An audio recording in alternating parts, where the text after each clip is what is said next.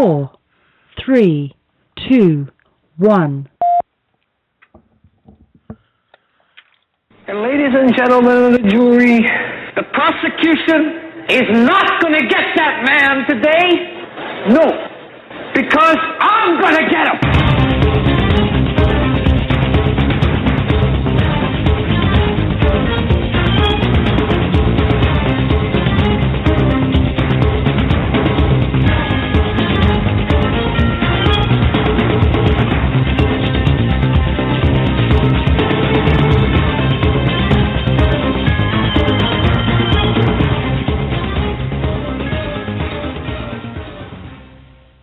This is the Hagmann and Hagmann Report for today, Friday, September 21st, 2012. I'm Doug Hagmann. With me is my co-host, my son. He's Joe Hagmann, and you are about to hear 2 hours of unbiased and uncensored news and analysis information you need to know in these perilous times.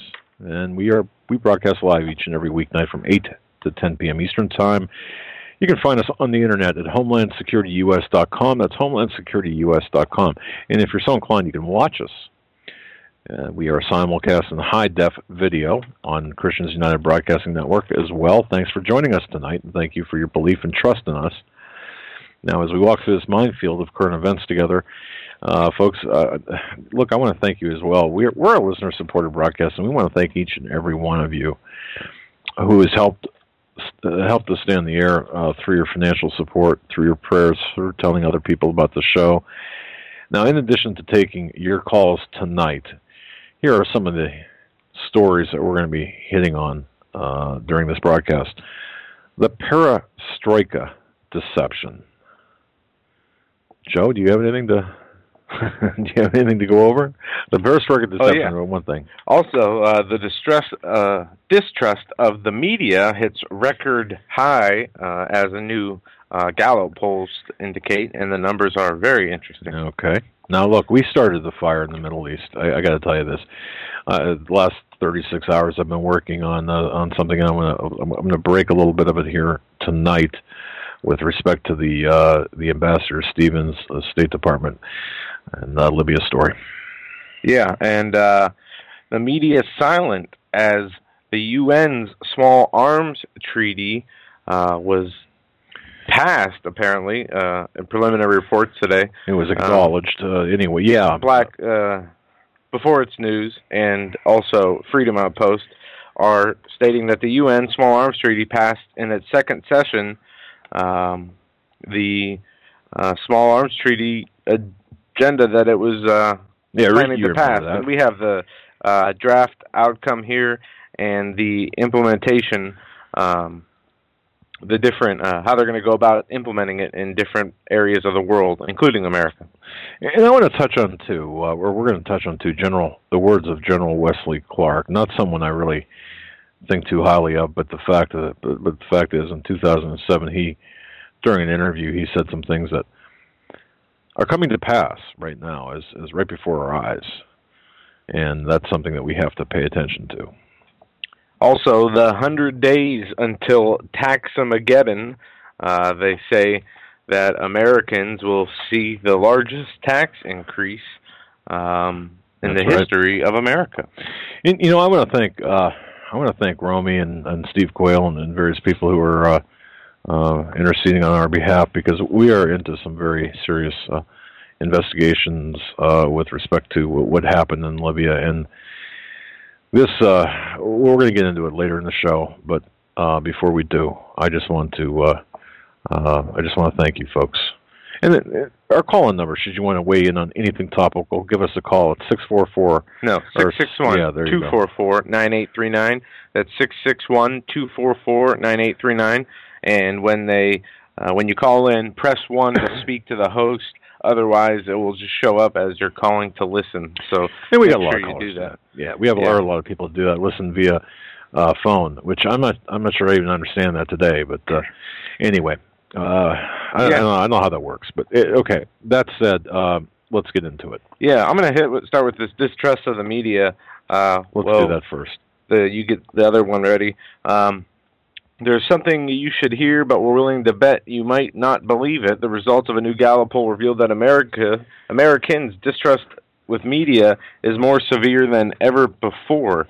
Now, this Gallup poll findings from their newest studies on Friday, and through their research, the polling group has determined that more than half of Americans have little to no trust in the mainstream media. According to the group's findings, 60% of Americans polled say they have little or no trust in the mainstream media to report the news fully, accurately, and fairly. That's not us, folks. And if you look back, in 1997, you had 46% of the people said that they had little to no trust. So about another 14% higher there. But you had 53% in 1997 who favored it a great deal, where that is obviously not the case today, making way for people like ourselves and other alternative media outlets to step in and, do what the mainstream media is not doing, and that is telling the truth. That's a good point. It's interesting that the distrust is that high, but they've earned that level of distrust. Absolutely. I mean, there's so much going on. What is important versus what is not important is not being disseminated by the news. They are not aggregating their news properly. They're just throwing stuff out there. In the last 20 years, we'll say, since I've been able to read and, pay attention to the news, you'll always have serious news stories, and you see the filler stories. Sometimes they do, right. Specials on non-important things. Well, as we get into these times of increased chaos across the world, in every part of the world, we're not seeing, the full reporting of any of it. What we're seeing is still the filler garbage that they throw in there. They are lying and spinning the important issues based on what side of the paradigm they're on, either Democrat or Republican, when they do report on important issues. So there's a big gap in the reality of the world and what the news in America reports it to be. Yeah, exactly. And, for written news, for updated articles as well, HomelandSecurityUS.com, we have not posted anything yet today, only because of we've been working on this investigation, which I'll get into here in a little bit. But when you hear the results or findings of this, you're going to be very, very shocked and very surprised, because you're not going to hear this on the media, anywhere in the media, and even on it doesn't matter. I mean, but we'll get into it. You're going to say even in the conservative media, but there is no real conservative media. Now, I started off by saying the perestroika deception. Yeah, and I was confused when I first saw that word. Perestroika? Yes. All right. Well, folks, anyone who's lived through the 80s will know about perestroika, I'm sure. Look, I've got and this is compliments of Steve Quayle, all right? And Steve sent me this today. And it's actually an email from Kyle. And I got to tell you, I think this is right on the money. And this analysis struck me as being extremely well. I'm sorry. Oh, I just wanted to bring your attention. I don't know if this is what you're getting into, but people in the chat room are talking about that there was a possible failed EMP attack this morning over the USA. It was neutralized. And Alex Bachman said on Daigle show, third hour today, apparently. That's something we'll have to check out. But really? Yeah. If that is true, would that, or you mean it was averted or failed? I mean, as it's news to me, reading, scrolling across the chat, it's news to you. Yeah, it is news to me, but it was okay. I haven't. Again, I've been pretty intense on this other investigation. But excuse me. One thing that this was sent to an email sent to Steve, and I want to just kind of touch on some points here. And again, the perestroika deception. And for folks, if you're not familiar with the word perestroika, it's Russian. It's a political movement for the reformation within the Communist Party of the Soviet Union when the USSR fell during the 1980s. Perestroika was also that and Mikhail Gorbachev and his openness policy reform, which that was referred to as glasnost, but the literal meaning of perestroika is restructuring, and restructuring is the Soviet economic and social political system. That's what perestroika refers to, but it's all a deception. And here's what this emailer said to Steve. He said that he's followed his website for a number of years and listened to the interview that Steve Quayle had with Alex Jones. And Steve had asserted that the Marxists are going to, and are in the very process of doing so, taking over the United States. Well, the emailer here, and I don't have permission to use his name, so I'm not going to do that, but he said that he was researching the topic for a number of years and found that many defectors from the former Soviet Union and other socialist countries have been warning of this very thing for quite a few years. And then he refers to a couple of people. Robert Buchar, he's a filmmaker from Czechoslovakia that produced a documentary entitled The Collapse of Communism, The Untold Story. The thesis of that film is the so-called collapse of communism, and it's been misunderstood and misinterpreted by the West. Buchar interviews former Soviet members of our intelligence agencies, as well, and specifically as well as defectors from former Soviet bloc countries, to prove that the collapse was really a lie, that it was a stage collapse. Now, before you dismiss this and think, "Wow, come on, we nuts." I mean, we watched all of it on TV, so it's got to be true, right? Well, look, he's saying that this collapse was largely based on deception. The Russians were the real winners of the Cold War. And if you recall, there was a book, and let me find it here, Anatoly Golitsyn. Let's see here. He also concurs that it was a feigned collapse. It's part of a long-range strategy designed to weaken the West and facilitate a convergence of East-West in order under a one-world order. The bottom line here, and without getting into too much detail, he says the collapse. The Russian defector Anatoly Golitsyn, who claims that the collapse of the Soviet Union was planned in the very heart of Moscow, is a part of a long-range strategy to catch the West off guard in order to obtain the ultimate victory over the West and to facilitate the implementation of a world government based on communist rather than free market principles. It's interesting. In Golitsyn's book, The Perestroika Deception, which this email, or which this news story is named after, Golitsyn references how the Soviets are wanting to put the West to sleep and discredit the traditional conservatives who are wary of the true objectives of the Russians.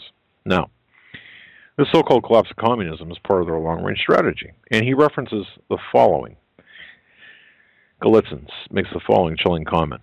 The Soviet strategists believe that an economic depression in the United States would provide even more favorable conditions for the execution of the strategy. Now think about that. What are we in? Well, in that event, the Soviets and their allies would shift to the doctrine of the class struggle and try to divide Western nations along crude class lines. Are we not seeing that right now? Of course we are.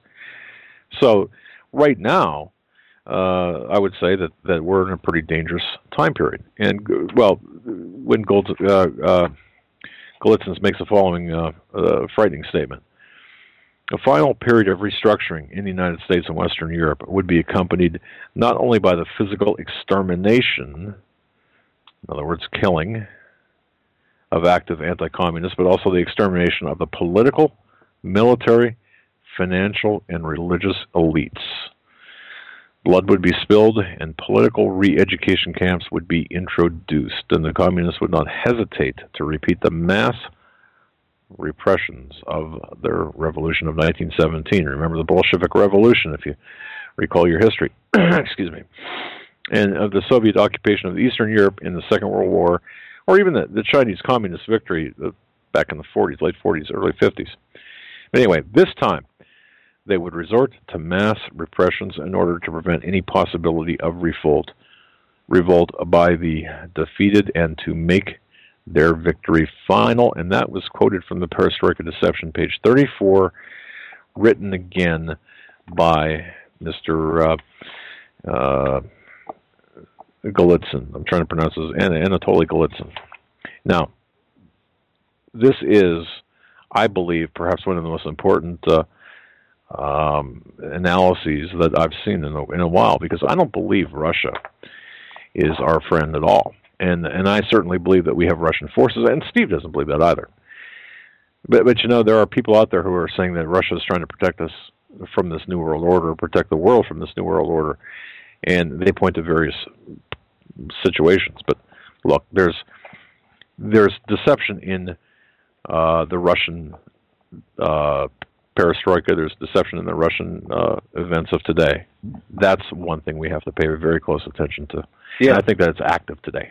And switching gears here, I want to get into something that I've been researching the last couple of days, and I kind of wanted to wait a little bit to get it more organized, but I have a pretty good understanding of what's going on. This is, I've been researching the New Age Agenda, the One World Religion Plan by the UN.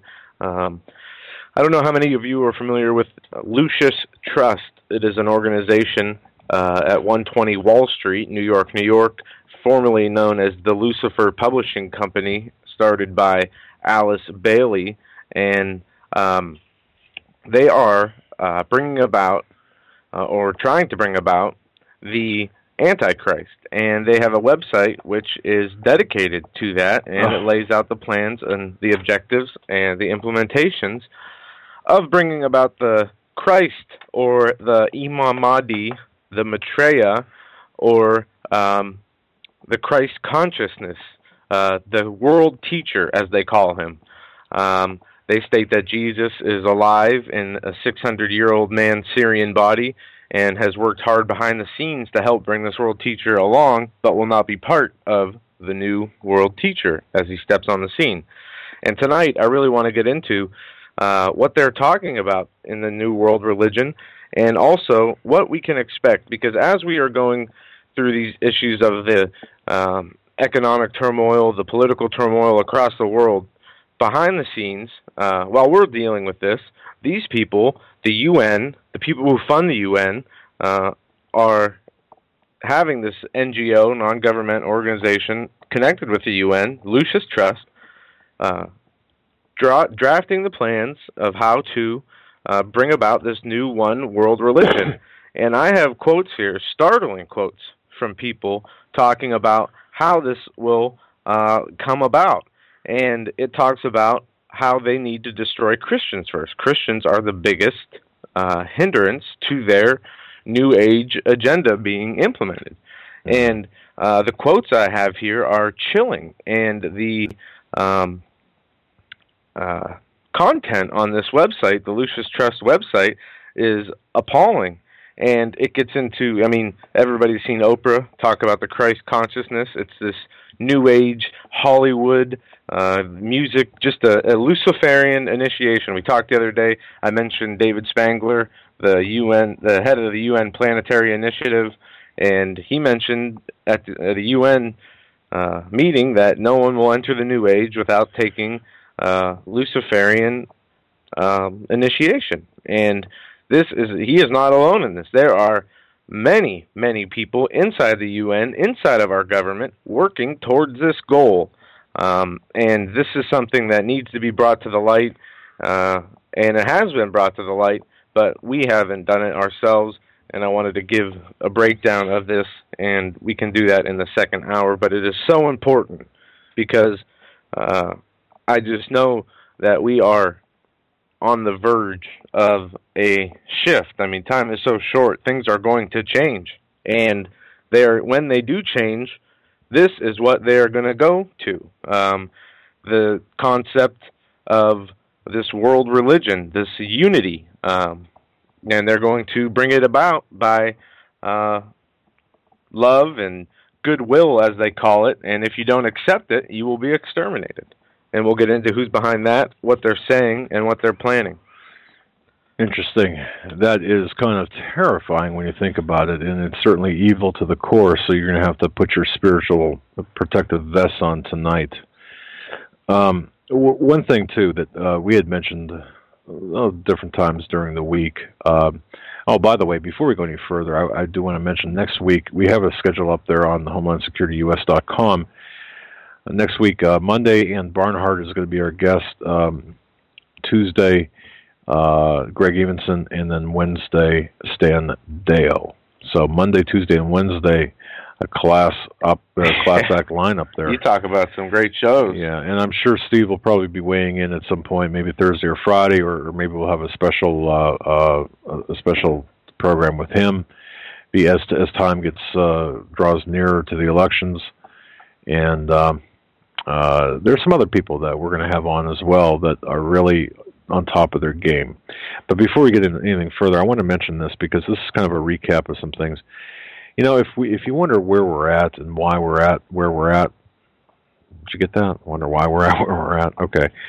1945, when I guess if you go back to 1945, Bretton Woods was established, and of course that established that international commodities would be priced in gold. And to give you an idea, back in 1945. From 1950, roughly $1,000. If you had $1,000 back then, it would be worth $8,500 or $8,655 today. So think about that for a moment. When Bretton Woods was established back in 1945, Bretton Woods established the international commodities price in gold. $35 an ounce is what it was back in 1945. In fact, it remained $35 an ounce for quite some time, decades. Now, the years leading up to 70 and 71, the Vietnam War and social programs cost a lot of money. And remember, we had talked about 1971, August 15th, when Nixon took us off the gold standard. Well, that was because France asked for their gold, actually. We spent a lot of money on social programs of the Vietnam War, and France knew what was going on, so they asked for their gold. Well, Nixon took us off the gold standard, repaid them in paper. They were not happy. Fast forward to 1973, Nixon made a deal with King Faisal of Saudi Arabia that all payments for oil would be made in American dollars, U.S. dollars. Right. Okay. Now, what'd they get out of it? Well, they got the military protection for their oil fields. Began in Saudi Arabia in 73. In 1975, it ended in 75 with all the OPEC nations, and they were all paying for, or we were paying for their oil in dollars, and that ended in 75. I mean, that was completed in 75. There is a move, has been a move, away from the U.S. dollar, the petrodollar, as it's also known. I'm glad you brought that up. Yeah. Because Russia and China has said that they will work behind the scenes, or not behind the scenes, they will work to move away from using the U.S. currency as a means of doing business. China and Russia have made allegiances also with other countries. Yes, they have. What was it? China and Iran, I think, said they were going to trade oil for gold. That was maybe a month or two ago. I saw that. China has been, pushing countries that they do business with to move away from the dollar in trading with them. That's right. Well, let's see what happens to countries that decide to get off the dollars for oil wagon. In 2000, Iraq said, you know what, we're going to start trading oil for euros. We're going to go off the dollar and start trading oil for euros. What happened? Well, by 2003, Iraq oil was switched back to U.S. dollars. Why? Well, 9/11 happened, and we went into Iraq. Now, I referenced March 2nd, 2007. There was an interview with General Wesley Clark on, as much as I don't like this station, or this whole, Democracy Now!, okay, it's really a very, in my opinion, a very subversive, anti-constitutional, pro-Marxist station. Now, that said, Democracy Now!? Yeah. Okay, now that having said that, you can't change. I mean, okay, yeah, you might not like the messenger, but don't kill him over the message. The message from General Wesley Clark, he describes and folks, you probably heard this audio, so we're not gonna play the audio, but you probably heard this. He was talking about the Secretary of Defense saying, "Hey, you know what? We're going to take over 7 countries basically in 5 years." And I think, Joe, you talked about this. And he named the 7 countries. This, according to the Secretary of Defense. Yes. Okay, Iraq, Syria, Lebanon, Libya, Somalia, Sudan, and then finally with Iran. So let me repeat those countries: Iraq, Libya, check, right? Yep. Lebanon, Somalia, Sudan, Syria, and then Iran. Sudan, you can check off your list. Somalia, you can check off your list. Why? Do we conquer them? You know what? That's a good question, folks. That might not be Somalia. Might not be the same 7 countries as. It's Iraq, Syria, Lebanon, Libya, Somalia, Sudan, and finally Iran. There's 7. Okay. I counted them too. Okay. All right, but I don't know. All right, look. What happened to Libya? Well, Gaddafi was right before he met his untimely demise, or timely demise, doesn't matter. Wasn't really a good guy, but nonetheless, did he deserve what he got? Well, I mean, I suppose in the long run, but was it up to us to meet out the judgment? Well, probably not. But anyway, you were right about Somalia. Thank you. All right, thank you. But here's the deal. I mean, Gaddafi, right before he went down, was going to have a new currency, the gold-based dinar. And look what happened. Whoops. So now, don't forget, folks, Syria and Iran are allies. So, I mean, we got to this point here, from 1945 to the present. Look what's happened. Putting this all together, I mean, really, putting it all together, you've got the Bretton Woods Agreement, establishing money, the U.S. dollars for international commodities, which were tied to gold. The U.S. dollar and gold at $35 an ounce. Right up through 1970-71, the Vietnam War, the social programs costing us just a ton of money. And don't forget, the printing presses were rolling, and we were diluting our dollars with gold. I mean, we had more dollars than gold. You know, before you could exchange a silver certificate or a gold note for that amount in gold. You couldn't do it after that, because if everyone did that, there was no gold. So why do you think Nixon did what he did? Well, because the gold, there was more money than gold. It was a big ripoff. and I played that clip for you, or Troy from Christians United played the clip here last week. Now, again, in 75, by the time 1975 rolled around, every OPEC nation was trading in petrodollars. By the way, petrodollars are funding the terrorist operations here inside the United States. So it's really kind of a neat thing. We give them money, worthless paper currency, for the oil. They give us the oil. And, of course, they funnel back the petrodollars into the United States to fund terrorist organizations and also terrorist education here in the United States. What a system. There was one thing I wanted to mention before and it just like went right through my head here about you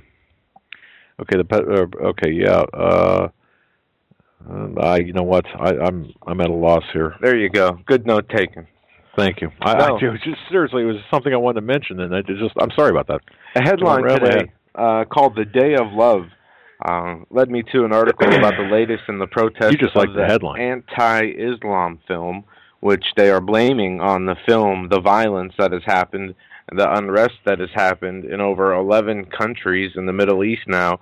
Today in Pakistan, 20 people died as the Day of Love for the Prophet. For the Prophet, right. Oh, not for 200 were injured and 20 died as protesters by tens of thousands turned in violence in the cities of Peshawar, Lanore, Karachi, and the capital Karachi, and the capital You're just making up new words. Islamabad, after the government encouraged peaceful demonstrations and declared a national holiday, the Day of Love for the Prophet.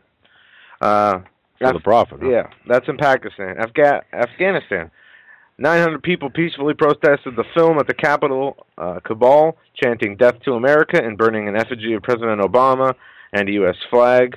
A few hundred demonstrators protested inside a mosque also. In Iran, we had the president lash out at the West over the film. Speaking at a military parade in Tehran, he said, in return for allowing the ugliest insults to the divine messenger, they, the West, raised the slogan for respect for freedom of speech. He called this explanation clearly a deception. Indonesia, the U.S. closed its diplomatic missions across Indonesia due to continuing demonstrations over the film. Small and mostly orderly protests were held outside the U.S. Embassy in Jakarta and the cities of Medine and Surabaya.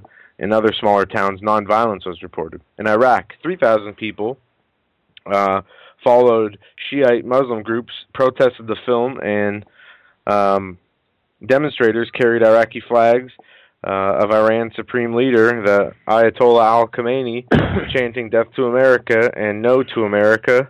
They burned the Israeli and American flags. And in Sri Lanka, 2,000 Muslims held protests and burned flags. Bangladesh, same situation. Yep. Lebanon, tens of thousands of Shiite Hezbollah movement held a protest in the eastern capital of Beirut. They directed outrage We at started the US this far. and Israel.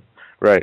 Kashmir, the police enforced a day-long curfew in parts of the Indian-controlled Kashmir's main city.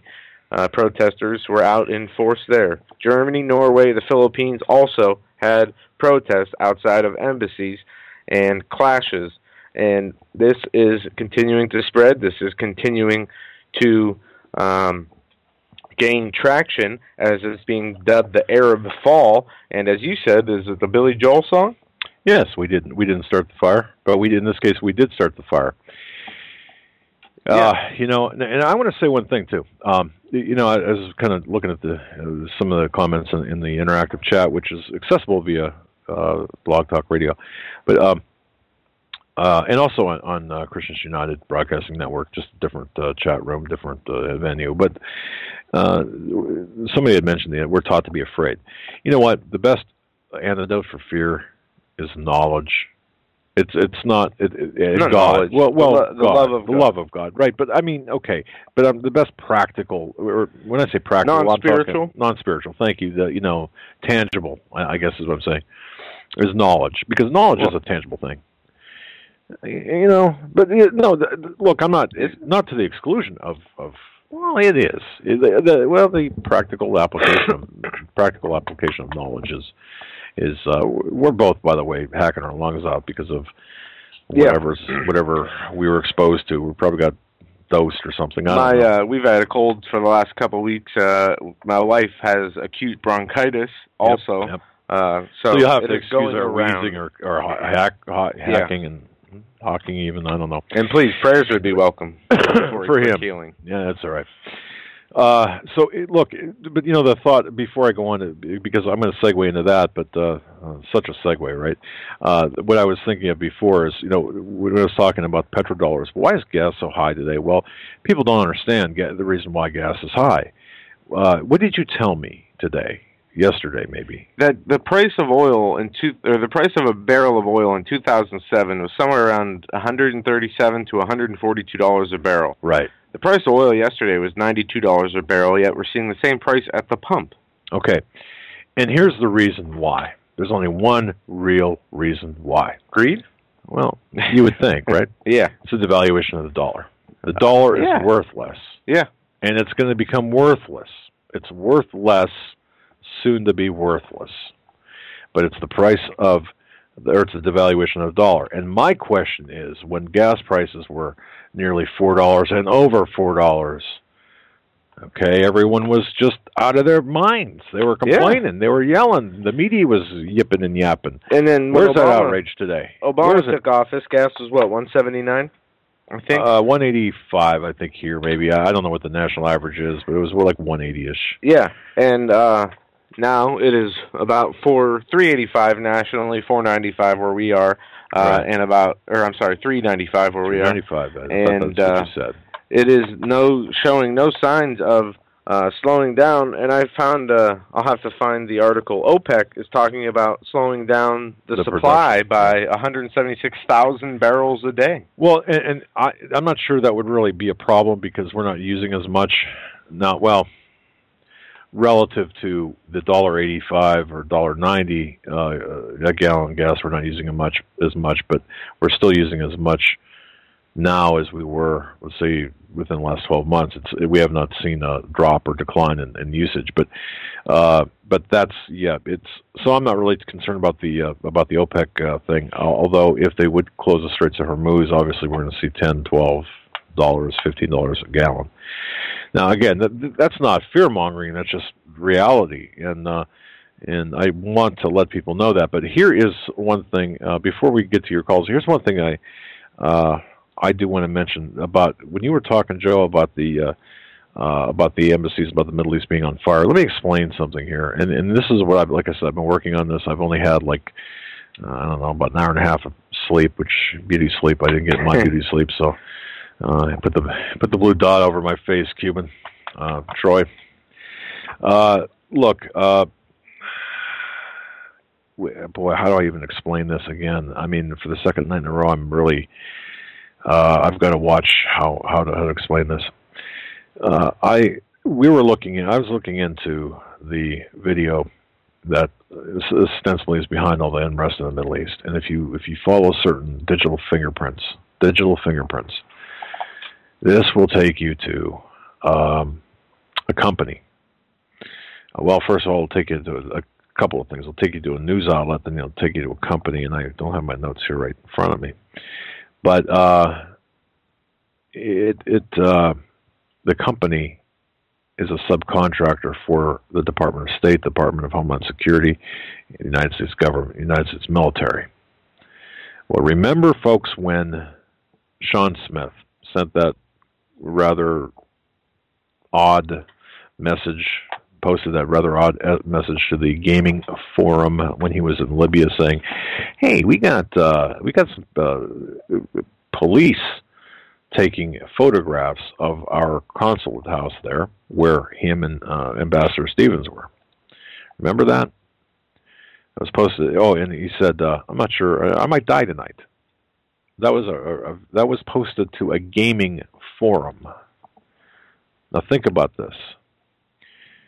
Well, that gaming forum and certain gamers it looks like there is a direct connection. If I follow the digital fingerprints correctly, and I think I did, and I'm running it through again and again, this has a direct connection to not only the gaming forums, but the CIA, the Central Intelligence Agency, using the gaming forums as a method of communication and a method of distribution of not only messages, but of this video. So because this video comes right back around into the laps of operatives or intelligence assets for the CIA, who are also working for the Department of State. And if you keep going, as I did, and they keep going and digging, where does it lead? It stops at the Department of State, at the higher levels of the Department of State. Now, who's in the Department of State? Hillary Clinton. Okay. Well, we also have Huma Abedin, who's an Iranian. Notice that also that there were some Iranian fighters there in Libya.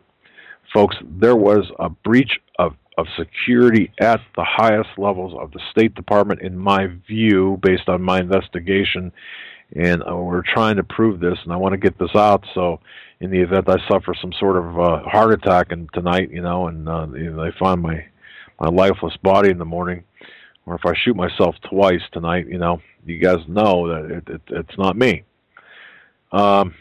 And my name's not Mr. Breitbart. But anyway, look, this was a setup from the beginning.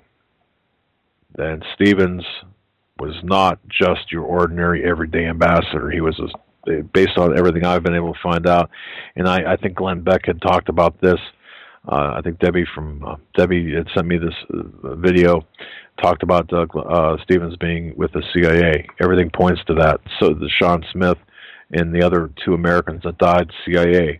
He was not on a consulate-type mission. There was there were weapons being exchanged, and the deal went bad. And I have basically I can't say I can't prove it, but certainly I can. The evidence does support that. The digital fingerprint supports that where the CIA was directly involved in this. Yeah, and that's what we were talking about, when this happened. And the CIA dubbed the voice, the audio, over what the original video was intended to be. And the video was out for months before we saw this unrest. Yeah, and it came out. The casting call came out in July of 2011, and that was on Craigslist, and the under a different name. And I don't. My notes are over on the other desk. The Desert. I don't recall what the name was. It was July 2011. I've been looking at it all day. That's surprising. I can't recall. And then July 2011, it came out for the casting call. Then it was remade into another, The Innocence of Bin Laden, and then The Innocence of Muslims. But the last name change did not take place until September 11th. And you can, and who did that? Who made that last name change? Who made it? Well, I'll tell you who made it. The very company that was responsible, and this is where it gets really strange, folks. This is why I was talking about, about not wanting to. I'm not going to shoot myself twice in the head tonight. Have you been taking your mind regard?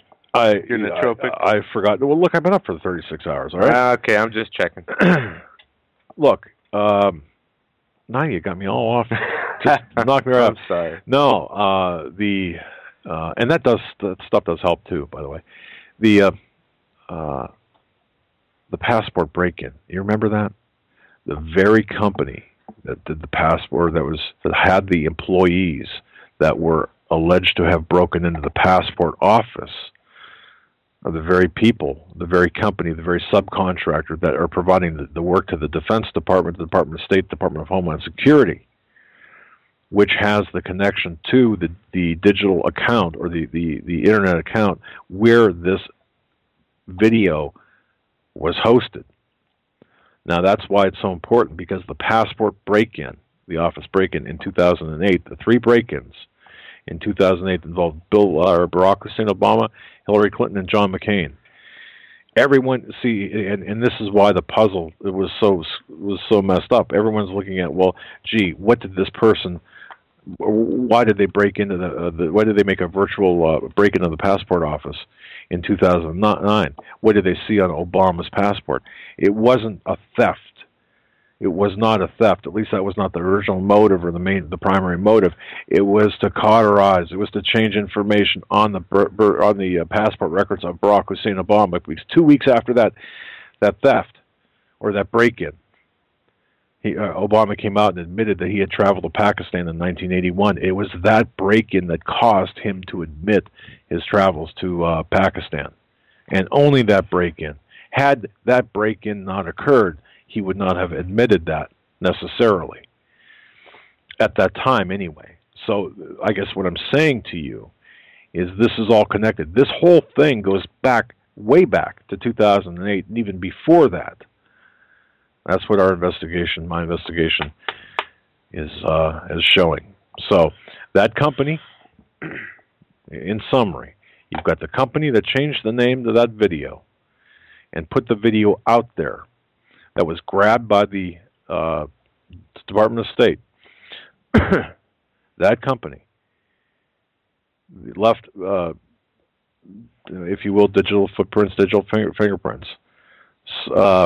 That was responsible for putting has direct connections to the passport break-in office and the disposition of the film, The Innocence of Muslims. So it was a CIA operation, is what I'm trying to tell you, ladies and gentlemen. I apologize for being a little bit off because, again, look, I've been looking at this stuff for the last 36 hours or since the show last night.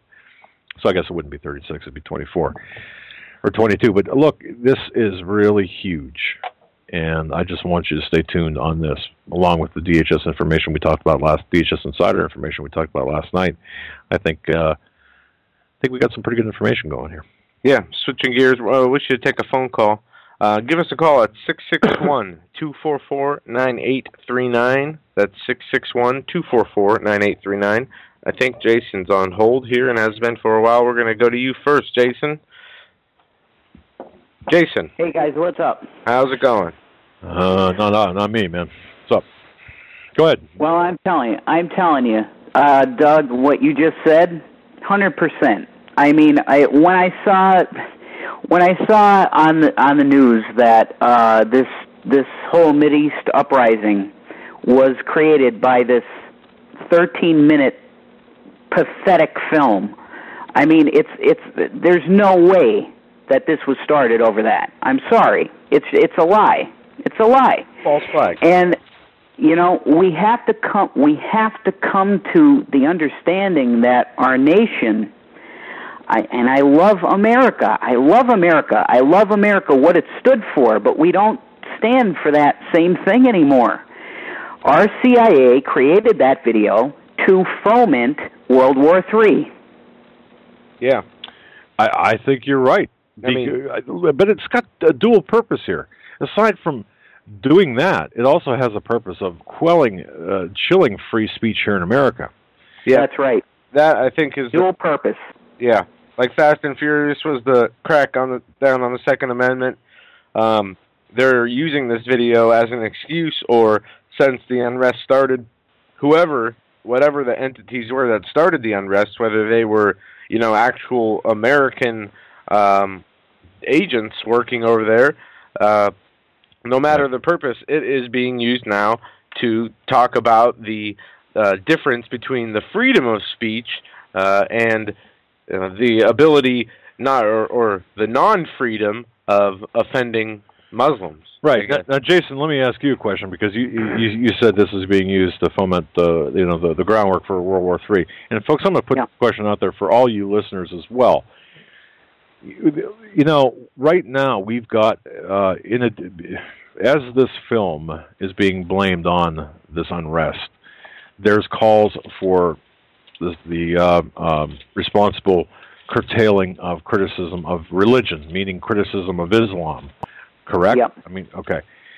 Now, here's my question to you. Right now, what we're seeing is a campaign from people on the far right, especially people on the far right. Now, look, again, this is not political. No, keep going, Doug. Okay. Keep going. Don't hesitate. All right. The people on the far right, there's a campaign now to really, like they're throwing ads on buses and the transit authority in New York City. Now, I think Alex Jones, he might have pointed some of this stuff out. They are doing this because they can. Now, my question is, are they really doing this because they can, or is there another agenda here? Even though they've got the right, and I don't disagree with this. I really don't. In fact, I agree with it. But are they like? This is kind of a stupid thing to do, is it not? Because this is playing right into the hands of the global elitists who want to kill our free speech. Bad timing. That's the point. Bad timing, but is it bad timing, or is there something else there? Are these people maybe, look, people that are anti-jihad, I agree with you guys, but look at the bigger picture. Look at the bigger picture, though. That's I guess that was what I wanted to say. Look at the bigger picture on this thing. But yeah, you're right, though, Jason. I mean, World War III. What do you think is going to happen now? Doug, I mean, we're at the precipice, and we have to. My spirit has been telling me recently that we need to watch Yom Kippur, September 25th through the 26th, because I don't know if you've seen the interview that Alex did with Steve Pachanik. Yes. And he was supposed to have Steve Pachanik on Tuesday, and for some very strange reason, it was just canceled. And it's all over YouTube. If you look on the video for Steve Pachanik's interview on Sunday with Alex, people are curious, like, what happened? Like, why didn't Alex bring him back on? Well, guys, I think we need to listen to what Steve was saying. Steve on Sunday was saying that Bibi Netanyahu is a nut, and he's really pushing for this World War III thing. And it's just disturbing, guys. I think we need to watch for Yom Kippur. That's what my spirit's been telling me. Well, I know that, I don't know if you follow the 188-day earthquake cycle, but I've read on that, about that many times, and I think the 26th of September is the next day in that cycle. I'm not sure. Really? Really? No, I don't. I haven't followed that cycle. Really? What does that have to do with the price of tea in China? Everything, Doug. Yeah, well, they the last, I think, 588 days were significant. All earthquakes above 7.0, exactly on 188 days, apparently. That's right. From what I understand. I don't have a great knowledge of this. Again, I ask you again. I'm sorry, September 25th, Jonathan in chat said... Somebody help me out here. What does this have to do? These are the signs, Doug. These are the signs. We are at the door, my brother. We are at the door, the very door of everything coming to pass. Well, no, hold on a second. I mean, look, I can look out the door and see, or window and see a mushroom cloud, or I could, feel the earth move under my feet. That's a sign that... I had a dream recently, Doug, that I saw a mushroom cloud out my window, so I don't know. I hear what you're saying. It's crazy. It's crazy. I mean, I don't think we need an earthquake to give us a sign of the time. I mean, a sign of what's happening, do we? No, but the cycle. But Jesus told us that would be the sign, Doug. We would have signs in the earth and in the heavens, and we got Nibiru coming, and it's still coming. We can't see it with our eyes because we need X-ray telescopes to see it. It's coming. It's coming. It's at the door. Well, let's just I agree. I mean, look, I understand your concept of signs. I understand that, but. We are definitely in the end times. Yeah. We have to pay attention to these signs.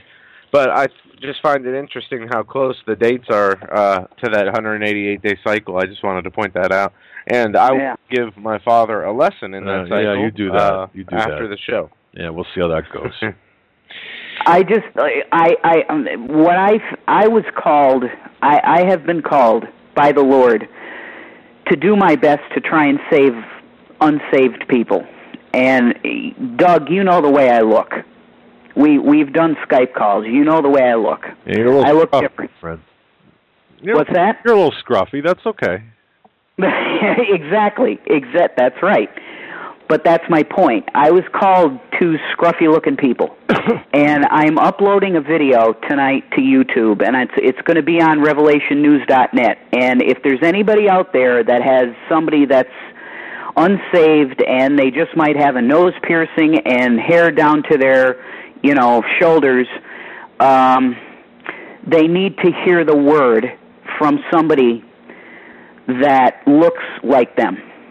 And that's who I'm called to.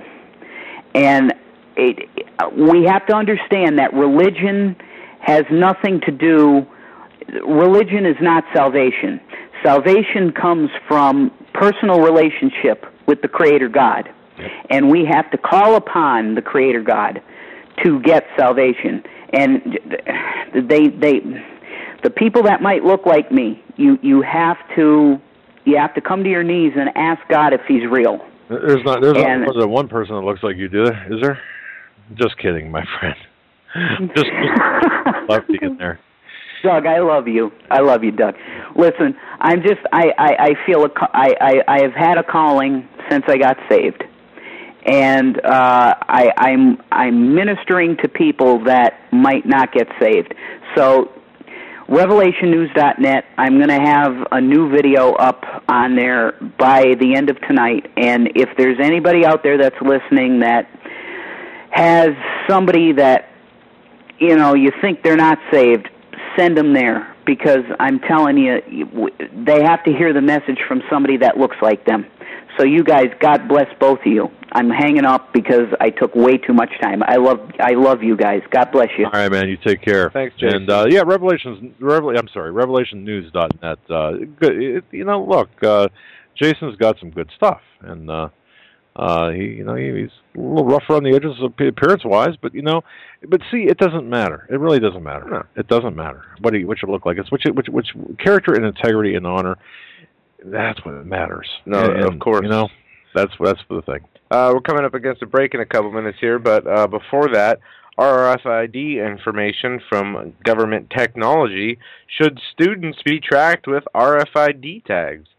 The same technology that is known for tracking packages and mail, automobiles during the production process, clothes, shoes, and other products to ensure efficient supply chain management, also has been tracking students' whereabouts from kindergarten to 12th grade campuses for at least 7 years. While RFID tags have been around for a while, their use hasn't been widespread in school districts, but as state budgets continue to shrink, some districts in Texas have turned to these tags to bring in more revenue, and privacy experts think it is a bad idea. You think? I mean, really, RFID. We've seen students in Texas.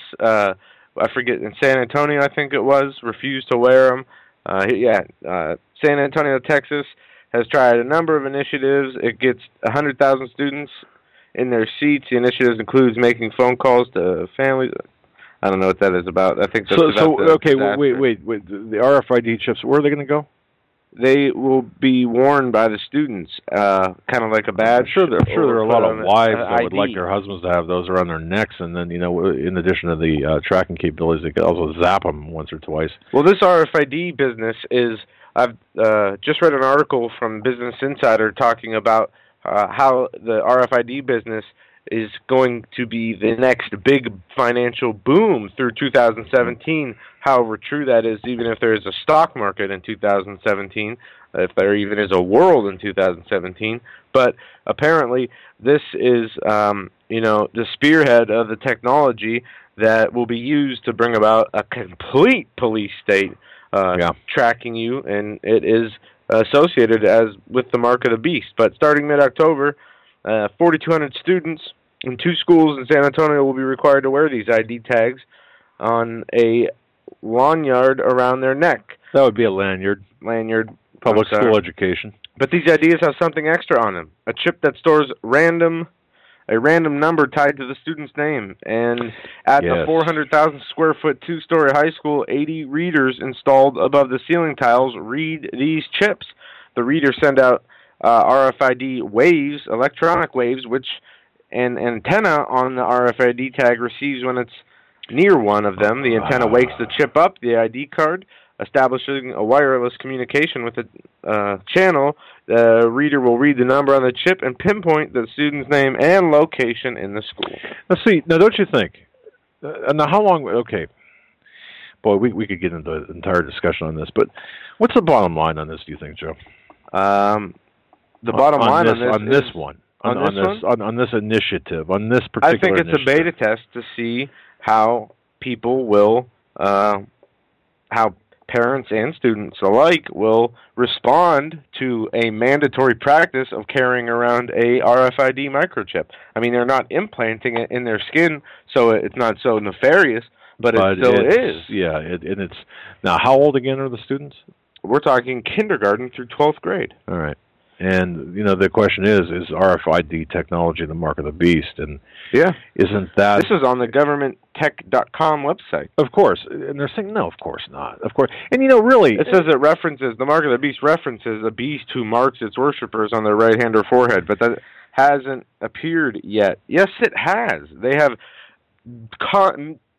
thousands of, hundreds, if not thousands of news broadcasts you can find on YouTube where the people, the families, whoever it is, will take the mark in their hand or in their arm. Okay, but see, now, folks, I'm gonna throw this question at our listeners currently listening right now. All the people that are listening, and even the people in the chat room. Hey, pay attention, guys, in the chat room. I got a question for you. My question is this, and you can't answer this because I don't want you to. Can you, folks? and you guys know the Bible a lot, but most of you know the Bible a lot better than I do. Really, you do. Can we be hoodwinked? And I know I asked Pastor Paul Begley this and others, but I want to know from you, can we be hoodwinked or otherwise tricked into taking the mark of the beast, or do we have to basically sell out and say, okay, I acknowledge this? And I want to tell you this. I'm going to get into this. This is part of what the second hour I'm going to be talking about with this Lucius Trust, the New World Religion, One World Order agenda. Okay. I won't be answering it for you there, but it's a conscious decision. And Bev, how's Ernest doing? All right. So we have to accept it. We have to accept it. All right. You have to make a choice. And we're going to be given a choice, and then at that point, we're going to say, of all the things Satan can do, he cannot mess with your free will. They can throw the roadblocks, the temptations in your face. They can give you the offers. Just like if you were approached to sell your soul. I mean, he can't just make you sell your soul. You have to voluntarily turn yourself over to that power. So I'm going to be up against some idiot with a rivet gun ready to stick a chip in me and say, you know what, I'm not going to do this, right? Honestly, I don't think people like us and even our listeners will get to that point, as we will be, as I will play an audio for you at the top of the hour, Christians will be gone.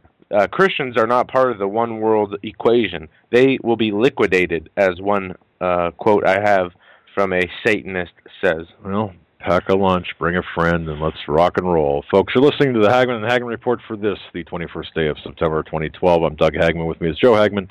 We're going to be right back after these messages. Thanks for being with us, and thanks for being great. You guys are a fantastic audience. We thank each and every one of you for accompanying us tonight in this abyss. Right back.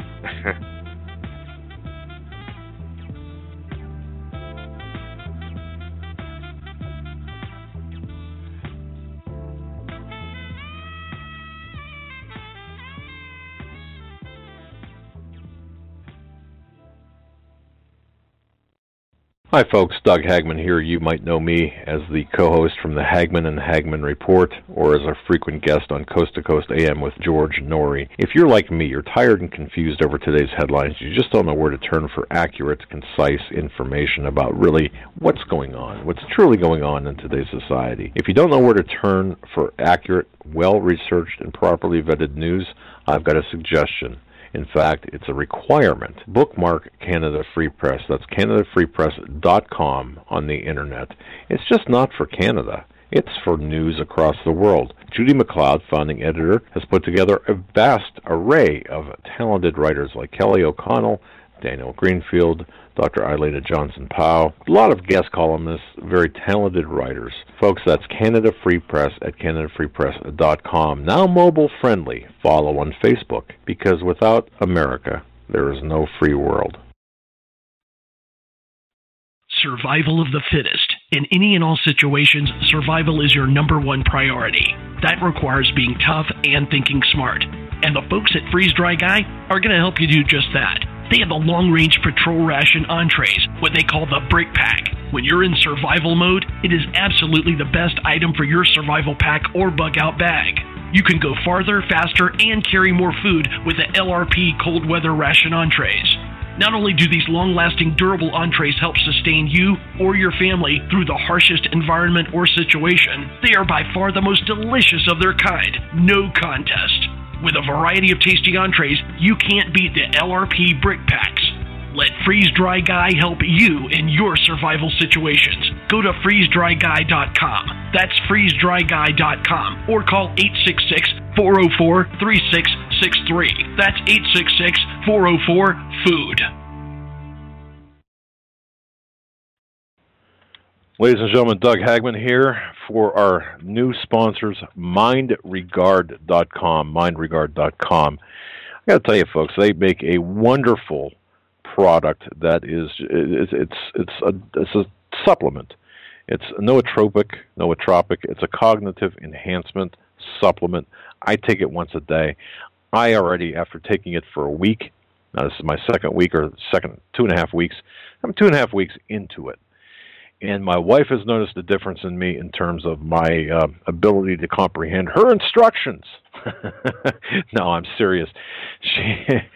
She's noticed a change in me, and she said, you are a little bit more articulate than you were, and in fact, I haven't noticed you wandering around the house, looking for your keys and looking for your glasses and bumping into walls. So I'm going to tell you right now, this stuff really works. And now, I'll be serious. Mindregard.com, mindregard.com. If you're involved in any type of business, any type of, even if you have to balance your checkbook, you probably should do once in a while. If you have anything to balance, definitely mindregard.com. Check them out and tell them Doug and Joe sent you the Hagmann and Hagmann report. They're really good to us. It's a good company. They've got great, again, this great nutritional supplement, and you will tell the difference in your cognitive function. And again, you know what, ladies and gentlemen, I don't promote anything I don't believe in or don't take myself. So there you have it. Mindregard.com.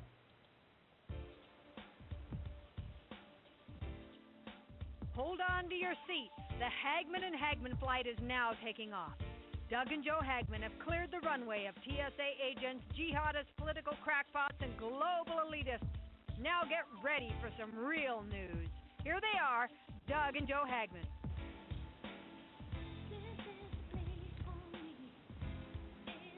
And welcome back, ladies and gentlemen, to hour number 2 of our Friday, September 21st, 2012 edition of the Hagmann and Hagmann Report. Thank you so much for joining us tonight. Hour number 2 is going to be very interesting as we get into the foundations of the New World Order's one world religion, the satanic agenda of bringing out the Antichrist into the public realm, and what has to happen first. And just some notes for those of you who joined us late. Next week, we will be joined with Ann Barnhart on Monday. She will be with us for the show, the whole 2 hours. On Tuesday, Greg Evenson will be joining us, and on Wednesday, Stan Deo. So you will not want to miss next week, and we're working on possible guests for Thursday and Friday. We might have a week full of excellent guests. So, and Joe, I've received a lot of emails from people saying, I've got a house. Do I pay my mortgage? I've got mortgages. What do I do? A lot asking for financial advice. We're not qualified to give financial advice. We're barely qualified to even sit behind the microphone, folks. Really. But that said, we're working on bringing some professionals that are not only Christians, Christian professionals, but people that are very, very keenly aware as to what's going on with the money supply, with the devaluation of the dollar, with the attack of the economy, and the end game scenario. And I've gotten a couple of, we've gotten solicitations from people wanting to come on the show, which I think is a great testament to everyone who's talked about our show. So I think it's fantastic. So we're working on that too. Just hang with us because we're working out the details of the scheduling on the house. Absolutely. And it is going to be an excellent show. With that, we're going to go to excellent series of shows. With that, we are going to go to phone calls. Thank you so much for patiently waiting from area code 702. 702, you're on the air with the Hagmann and Hagmann Report. Hey, guys. How you doing? This is Marco. Hey, Marco. Hey, I got a long list of things I want to tell you, so I don't really want to waste a lot of your time, but you guys was talking about how you got your wife's got bronchitis and you're not feeling well on that. I'm asthmatic, and I don't know if you know much about asthmatics, but you get real sharp pains in your chest because you can't breathe well. And one thing that I found that works is I went to the VitaminCFoundation.org and I ordered this stuff called Cardio C, which is a vitamin C, lysine, and proline mixture. And the vitamin C there is the only one that's not made from China. So that every other vitamin C that you get everywhere usually comes from China, but this comes from, I think, Switzerland or somewhere.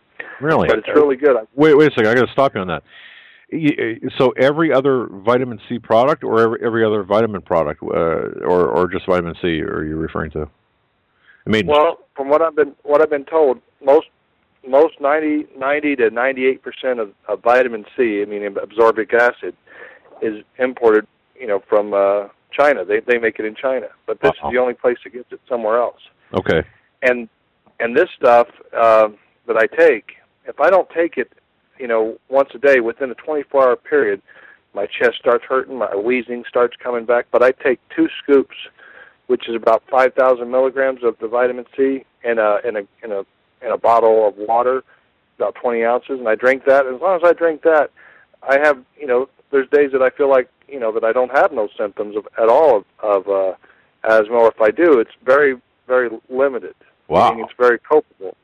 And I can't take any of the medications that the doctors offered because I always had side effects. I'd get the shakes, my chest would, my heart rate would go up, and I'd get the shakes like somebody'd think I was on drugs or something. Wow. So I get but this stuff helps. And I recommend you guys reading the book called Practicing Medicine Without a License by Owen Flannery. And it's a book. There's 2 books. I can't remember the other book, but it's on the vitamincfoundation.org, and it explains so much about heart disease and how it's reversible. As you guys have been revealing, we've been scammed on everything. Oh yeah. And one of the biggest things we've been scammed on is about health care.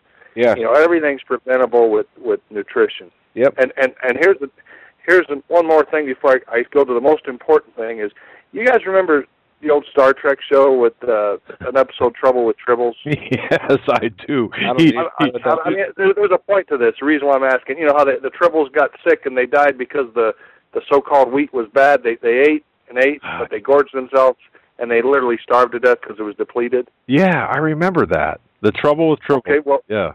Yeah, well, watch that episode, and then later go read. There's a book called Wheat Belly. Now, there's a guy that's been on the Power Hour, and he was recently on CBS or ABC News. You can punch it up. Just punch up Wheat Belly on YouTube. And this guy's saying that all the wheat, oats, and barley and all has been so chemically changed that it's basically, toxic and dangerous. And when I started hearing that, I was like, well, doggone it, that sounds like the Trouble with Tribbles. People eat it, and they just get depleted and they get more sick.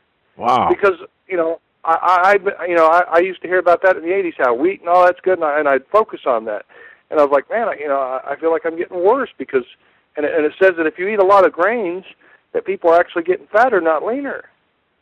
Well, yeah, I mean, look at the obesity in America, and people kind of make fun at obesity and people that are overweight, and I'll tell you, I'm the last person to my body mass index is way up there. I mean, in terms of I'm chubby. Okay, so. But it seems like even when you try to diet and limit your intake of foods, it's almost like I know what you're saying though. I guess what I'm trying to say is, first of all, number one, I feel like systemically that I'm not being nourished, if you can actually articulate that or feel that. But right. Like when you get a shot of B12, how you feel. To me, that's how you should feel, kind of like all the time, or after you eat a good meal, and that's absent. Right. So I think So very good practical advice or practical information here. Give us that website again. The vitamin C website. Vitamincfoundation. I think it's .org or .com. It's based on Linus Pauling, the Nobel Prize winner of. I can't think of. He's got like 2 or 3 Nobel Prizes, but one's about vitamin C. Thank God, it's weird because I was suffering real bad from this asthma for like 2 years, and my brother, I don't know if I told the story, but my brother, he's long since gone, but he used to always talk. This guy named Linus Pauling says vitamin C is what we need. But one day I was suffering so bad, and my wife and kids was gone, and I was like, man, I don't know what to do because I can't take any medication. So I punched up Linus Pauling, and I started reading about it on YouTube, and he was saying, vitamin C, is good for asthmatics, and I punched it up and it says you got to take, up to what they call bowel tolerance. So I had a bunch of vitamin C tablets, and I must have took about 30 of them. But and that's the best I ever slept in my life up to that point. Well, I mean, I slept like a baby. I was relieved. I mean, later I end up going to the bathroom, but because you have to regulate to get to the point where, which is 5,000 to 6,000 milligrams is where it keeps me, where I don't have, a lot of a lot of times going to the bathroom, so to speak. But it's really good. I mean, you'll feel a difference. And then they got something called a Ascorbate, which they recommend for cancer patients. I drink that too, and that's got a lot more vitamins. You know, but, when my dad had cancer, and he passed from cancer back in '95, we tried. It was just too late. I mean, he was too far gone, but we tried a lot of alternative therapies with him. But I think, I think it actually bought him probably 2 or 3 months. Not that really that made, although it did increase his quality of life. So I'm a big believer in this. And you know what, caller, and for everyone listening, if you don't think that, we're not going to be able to get to a pharmacy, or we're not going to have that pharmacy privilege here, whether it's Obamacare or something else. So you've got to. This is a great alternative. I mean, you should have this stuff. Do you hear when they talk about how people with heart disease has a buildup of calcification in their arteries? Yeah, which later leads to a heart attack. Yeah, I've got that. And, Well, these guys in these books, these 2 books, it's from the Vitamin C Foundation and Line is Falling. By the way, on YouTube you can see videos of it where this guy cuts the arteries apart, and you see where the buildup of the thing. They're saying that what it is, it's actually the body trying to repair itself because of lack of vitamin C, because vitamin C brings up collagen, and because you lack collagen, your body starts breaking down, and it starts happening in your arteries. It starts building up there because your arteries starting to get hard and break. So the collagen, the buildup of plaque is basically trying to keep you alive until you get more vitamin C. And we're the only ones, humans and primates, and I forget what else, the only ones that doesn't produce it naturally. Interesting. So we got to get it from our diet. But it's very interesting. I mean, you got to read it, and then you start, watching YouTube videos with these scientists and that, and it's just mind blowing. And it's just something to check into. I recommend everybody check into it. But another thing, I'm not trying, because I don't want to take up all you guys' time. All right, this is part of preparation. Yeah. Do you remember the videos on YouTube about all the big caskets, all the big coffins? Yes. That was like stacked. Yep. And they say it holds like 3 or 4 bodies. Yep. Yes. Okay. Well, I punched up one day because I was bored one night, because I work graveyard, and on Saturdays I'm off. So Saturday my wife and kids was gone, and I woke up and they wasn't there, so I got on YouTube and I started punching up. Well, I punched up guillotines, because I don't know if you guys heard this, but I remember in the 80s, I heard on a Christian's channel that there was a big cargo container that fell, that was being hoisted, and it fell and it busted open, and there was thousands of guillotines in them. And they're like, well, why would there be guillotines? And everybody's saying, well, that's going to be one of the things in the end times where they chop your head off. Right. And I used to wonder, why would they do that? Well, I can't remember exactly what the title was but if you do a Google search under guillotines, it shows, and not graphically, but it shows some people getting, chopped, and it shows those doggone containers, those like plastic containers where the body just plops into them, and they let 3 or 4 go in there, and they haul it away and put another one there. Yeah, and but it looks just like those. Wow. And I don't know if you were listening, but we had information from a 100% credible source that in Ohio there were about 3 truckloads, an estimated 5,000 of these body liners, or these big caskets were seen. No, look, in Ohio. I got to tell you, caller, look, the body, or the, what do you call them, body casket liners, whatever those things. Yeah. Look, I know they exist. We've seen documentation of that. Now, the guillotines, I got to tell you, I'm a little bit of a harder sell on that. I would give Kathleen Keating a really hard time when she would talk about this, because, but, boy, I'll tell you, anything's possible today. Here's another thing. On this video I saw, it had some guy talking like in a computer voice, I don't know how to explain that. Like, I guess like Stephen Hawkins talks with his laptop. Yeah, and you can do that if you don't want to be identified. Yeah, you can do that. Right. Well, this guy's saying that I guess he's in the military or something, or he's proclaiming to be in this video, and he's posting these things that supposedly in it's either in a law or a bill that's soon to be passed, how they're going to do that, and these guillotines are supposedly in all these military bases. And the purpose of the guillotines, which I always wonder, why would you do that? First is to bring fear, and the other is to preserve the bodies because they want to take all the organs out because the body is very valuable with all the organs. That's true. You can harvest the organs. Yeah. What a way to do it. But wow, again, although you know what, I guess it wouldn't be that big of a stretch. I mean, we have gas chambers here in this country. Obviously, electric chairs. So. Well, if they're saying that everything's, I mean, I don't know, but they're saying everything's going into all this Sharia law stuff and all that stuff. A lot of heads are getting chopped off. They're using swords to cut people's heads off, beheadings. Well, this may be the more so-called humane way of doing it. Plus, they make money off it because they save all the organs.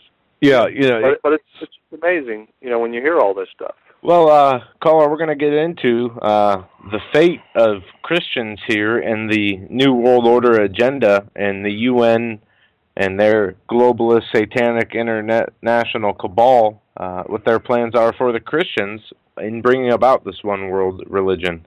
And might connect some dots on why we have these these big coffins and guillotines in this country.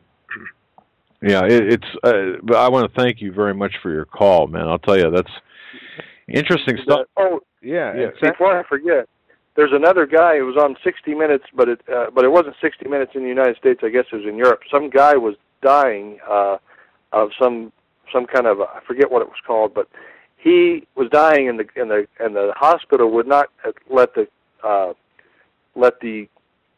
children and the wife have vitamin C administered, so they had to go to court, and they had vitamin C administered intravenously to this person because they had something wrong with his lungs. I can't remember. I think it was the bird flu or something. The guy was dying. They said he was basically almost dead and that he had no chance of coming back, but they gave him a couple of IVs of vitamin C, and within days the guy came out of his coma, his lungs cleared up, and he's out of the hospital now, and they said he would have never made it. Wow. But it's something to watch. It's something to watch. It's a 60 Minutes vitamin C story. It was on several. It was I think Steve Quayle had it on once a while back, and then it was on Rents.com before, and a lot of different sites that I've seen before over a year ago. But it's out there, and you can find it on YouTube, and it's amazing because the guy's he's like I wouldn't be alive if it wasn't for vitamin C. Man, I'm going to have to look at that. Thank you very much for that information. And we appreciate this because, again, this is all part of our preparations. So. Well, I like to pass the word. I tell everybody at work, and some people think I'm crazy, but I did tell one lady at my job, and she was having problems, and now she's like, wow, it worked because of Cardio C. And so I tell her, I said, well, just pass the word along to everybody else. And I tell a lot of people think I'm, they're like, I take vitamins. I said, well, you can't take the pills because it's got all this other stuff with it. You got to, it's easier to take it in this powder form with water, and you just drink it. I mean, I drink a half a bottle when I get up, and then I drink a half bottle just before I go into my job, and I seem to be symptom-free 90% of the time. That's as long as I take it. That's very good, and I'm glad it helps you, and I hope hopefully this information will help some of our listeners if you do suffer from anything. And we always should have vitamin C anyway. So I mean, obviously, I appreciate your information on some remedies as we for hack my away wife, here, and I will definitely look into that and hopefully find some. Well, I hope it's helpful for everybody. We all got to stick together and do what we can because we are in the end times, and we got to be ready. I tell my kids all the time, my wife and people at my job, and some people think we've been around forever. We're going to keep going. It's like, well, we're going to keep going, but we're not going to be going on this earth. We're either going to be going to heaven or we're going to be condemned, and I hope we all make it to heaven. Amen. Yeah, right on, man.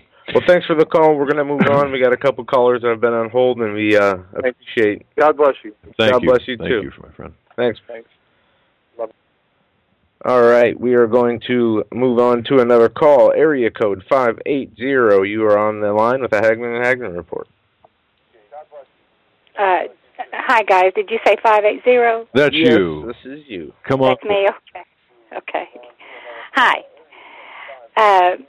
Joe, I'm kind of interested to hear what you have to say about the kingdom. Of course, I know what I believe, but I love to hear other people that are studying it, to see, because I think that's how we learn and grow, is from each other and what you see that maybe I don't, So I'm kind of interested to see what you have to say about it. On the New World religion and the persecution of Christians and how this come about? Okay. Because I don't believe that the saint will be there at that time. I know that the Revelation says that, there's two beasts in the book of Revelation. And one is political and one is religious. And the one that is religious causes the earth dwellers, to make an image to the political one. And he has power to do miracles. And because of that, people will be deceived. Yes, that's one of the things I have written down. Yes, they will be deceived. And that is when they will take the mark of the beast. Yeah. Because they won't be able to buy and sell if they don't. Yeah. Jesus warned us that in the last days many will come professing that they are the Christ and claim to be the Messiah. And it says Antichrist, will be powerful, have the power of the beast, and will have miracles, and people will not be able to discern that Jesus in his second coming is not coming back as a world teacher to be in the political forum or a man with any type of power on earth. He's only going to come back in the spiritual realm, and this is promoting, and they say this on their website, that they say that the path to God trodden down the ages by mystics, occultists, and saints of every religion. They say that they are going to take the universally accepted truths of the religions and put them together. And there's just so much I have to get into. Don't you praise God? Don't you just love Jesus Christ because he gave you eyes to see? Oh, yes. We can see. We will not. The ones that are seeking truth and have a love for truth, and we only have that love because he gave it to us, but we have a love. It doesn't mean we do know all truth, but we love truth. He will not let us be deceived. Yeah. And we can stand on that. We can take it to the bank. He will not let us be deceived because we love truth and we seek truth. And so it just pays to, I tell you what, stay in the Word. All this other stuff is so close, what Satan has is so close to the real that if we're not keeping our eyes on Jesus, we'll look around instead of looking up. Right. And John 16, chapter 16, verses 2 through 4, they shall put you out of the synagogues. The time shall come that whosoever killeth you will think that he doeth God service.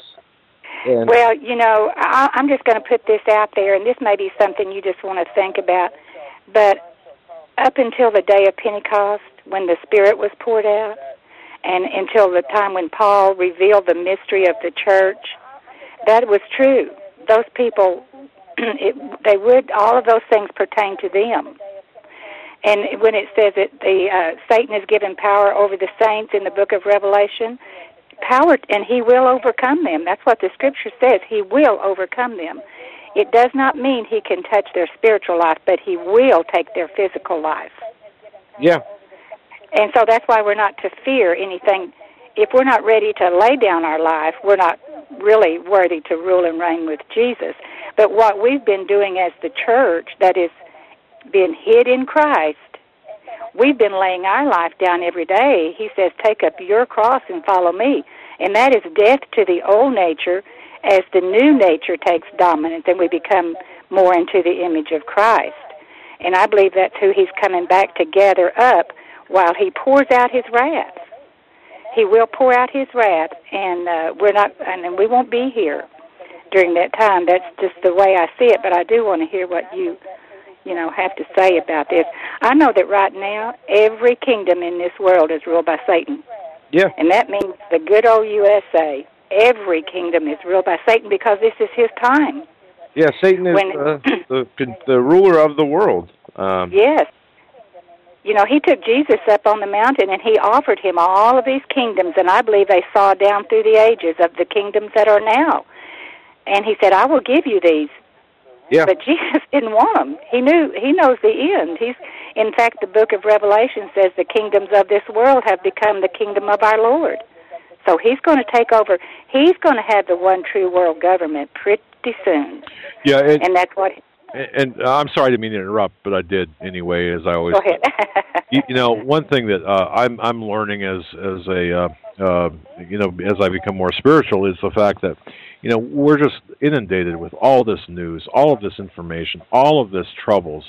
You turn on television, and my goodness, you could see the entire Middle East on fire, and Yes.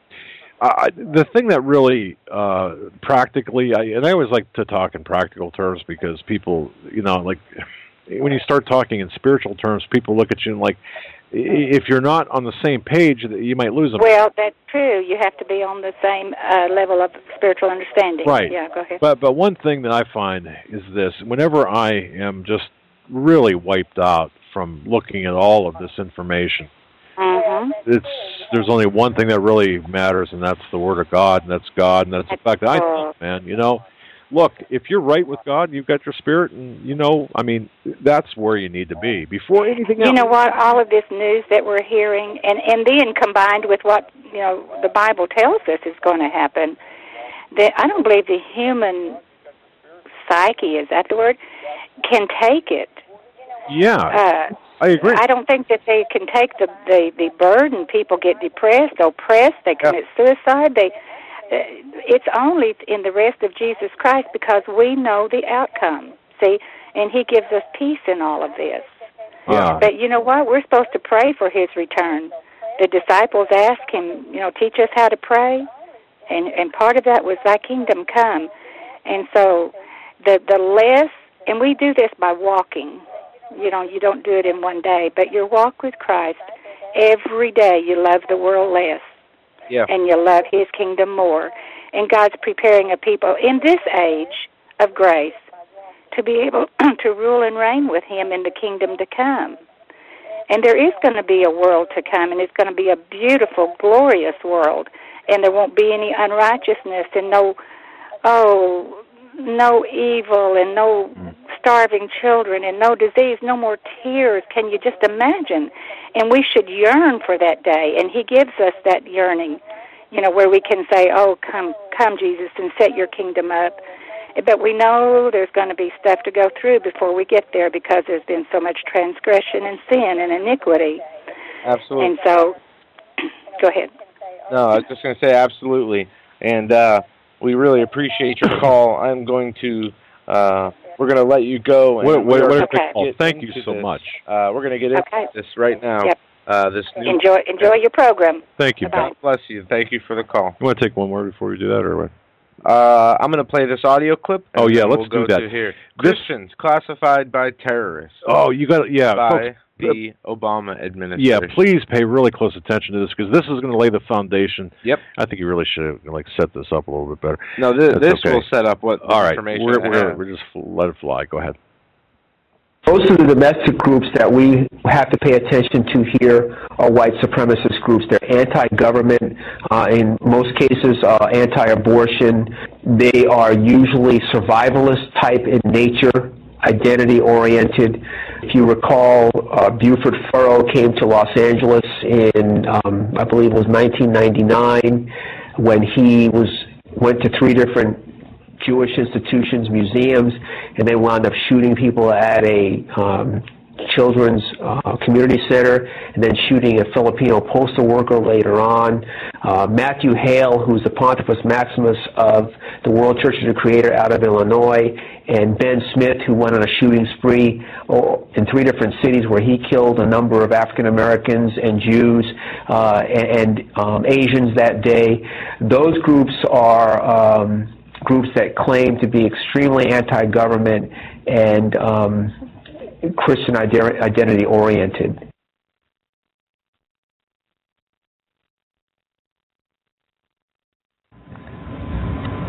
The church in America is going to suffer so terribly. And we laugh now, but they will come after us, and they will come after our children. They will close the net around us while we are playing soccer mom and soccer dad, while we are arguing over so many little things and mesmerized by so many trinkets.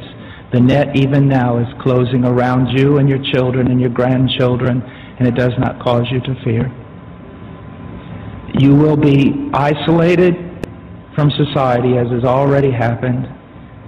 Anyone who tries to run for office who actually believes the Bible will be considered a lunatic until finally we are silenced. We will be called things that we're not and persecuted not for being followers of Christ, but for being radical fundamentalists who do not know the true way of Christ, which of course is love and tolerance. You'll go down as the greatest bigots and haters of mankind in history. They've already come after your children, and for most of you, they got them. They got them through the public schools and indoctrination and the university and indoctrination, and then you wonder why your children come out not serving the Lord. It's because you fed them right into the devil's mouth. So little by little the net is closing around, and then it's not little by little. Look how fast things are going downhill just in a matter of weeks. Matter of weeks. But at the same time, know this. Persecution is always meant for evil, but God always means it for good.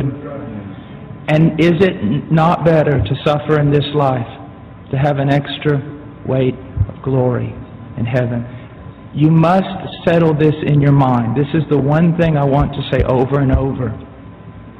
Do not believe, down through history, you have a wrong idea of martyrdom and persecution. You think that these men were persecuted and martyred for their sincere faith in Jesus Christ. That was the real reason, but no one heard that publicly. They were martyred, and they were persecuted as enemies of the state, as child molesters, as bigots, as narrow-minded, stupid people who had fallen for a ruse and can contribute nothing to society. Your suffering will not be noble. So your mind must be filled with the Word of God when all people persecute you and turn on you. And if the Spirit of God in common grace pulls back and you see even your children and your grandchildren tossing in the lot that you should die. This is no game. You want revival and awakening, but know this. For the most part, great awakenings have come only preceding great national catastrophes or the persecution of the church. I believe God is bringing a great awakening, but I believe that He is raising up young men who are strong in trust in the providence of God to be able to wade through the hell that's going to break loose on us. And it will be on us before we even recognize it. Unless in God's providence He is not done. He is not done. And no, this is not silly talk. Apart from a great awakening, these things are going to come upon you. Be ready to lose your homes, your cars, and everything. And with that, the beginning part of that was the head, deputy head of the TSA saying that Christian fundamentalists or Christians were a threat. That was pretty heavy. That was a pretty heavy statement to make. Yeah, and I want to give you guys some quotes about the New Age. And this Lucius Trust was once Lucifer Publication, started by Alice Bailey. They changed the name. It was started in 1922 or 23. They changed the name for obvious reasons. But Lucifer Trust is I didn't believe that. I really didn't believe it. I had actually, and this is not a lie. This is started by the UN. I went to the library to get a black and white book, and I did. It's true. So go on. I'm sorry. Yeah. And I'm going to give you some quotes here from people who have written from their books, people from Hollywood, about the New Age. Foster Bailey, for instance, New Age Standards. He talks about, Barbara Marx Hubbard stated, people will either change or die, for that is the choice. According to those who would concur with Hubbard, Christians will need to be more open-minded so that they can receive the mark of the Antichrist. If they will not join with the global community and its agenda, they will be killed by the open-minded New Agers, Hubbard states. And this is what she says. This act is as horrible as killing a cancer cell. It must be done for the sake of the future of the whole. So be it. Be prepared for the selection process which now begins. We, the elders, have been patiently waiting until the very last moment before the quantum transformation to take action to cut out this corrupted and element of humanity. It's like watching a cancer grow. Something must be done before the whole body is destroyed. The destructive 1/4 must be eliminated from the societal body. And the destructive 1/4 she is talking about is the Christians. And even Elvis stated. Wait a second. Don't jump. I got to tell you this, folks. Barbara Marx Hubbard. This woman heads up something called what is that? The Foundation for Conscious Evolution. Oh yeah, there's hundreds of these organizations underneath this, and this you might think, well, what does this have to do with like current events, news, and stuff? You know what else she wrote? It's got like a lot of stuff. What? This is what she stated. She said, "We are in charge of God's selection process for planet Earth. He selects, we destroy. We are the riders of the pale horse, death. We do this for the sake of the world." That was from the Book of Co-Creation by Barbara Hubbard. Really? Yes. And we have many more. Larry Geller, in his book, If I Can Dream, from Elvis Presley. This is from Elvis Presley, If I Can Dream, Elvis's own story. He said, someday in the near future, we'll see how the so-called ministers of God react as they see their worn-out ways and the whole age start to crumble. They will get theirs. They've been building up some bad karma, and I can't wait till this new age comes so this stuff will stop. Also, to get really graphic, which one is this one?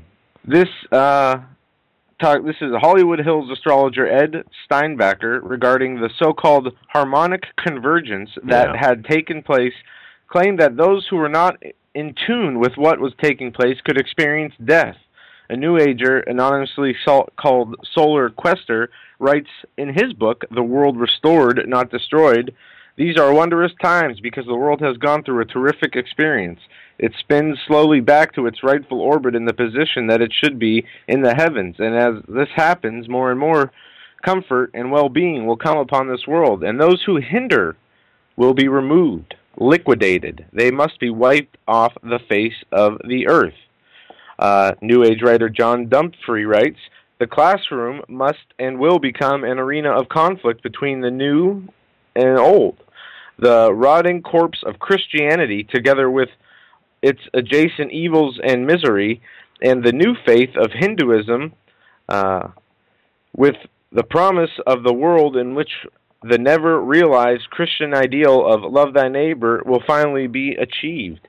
And one of the most chilling of all, Gus Hall, the former General Secretary for the U.S. Communist Party, stated, "I dream of a time when the last congressman is strangled to death on the guts of the last preacher. And since the Christians love to sing about the blood, why not give them a little of that?" Oof. You know, the thing about this is people like, for example, the first quote you read, Barbara Marx Hubbard. For example, she's on Twitter. Now, she's 82 years old. She describes herself as a storyteller and visionary for conscious evolutionary potential. And it sounds so nice and so touchy-feely. And her tweets, or whatever these things are called, be mindful. My intent is to be myself, to be authentic, and to be fully present. Yeah.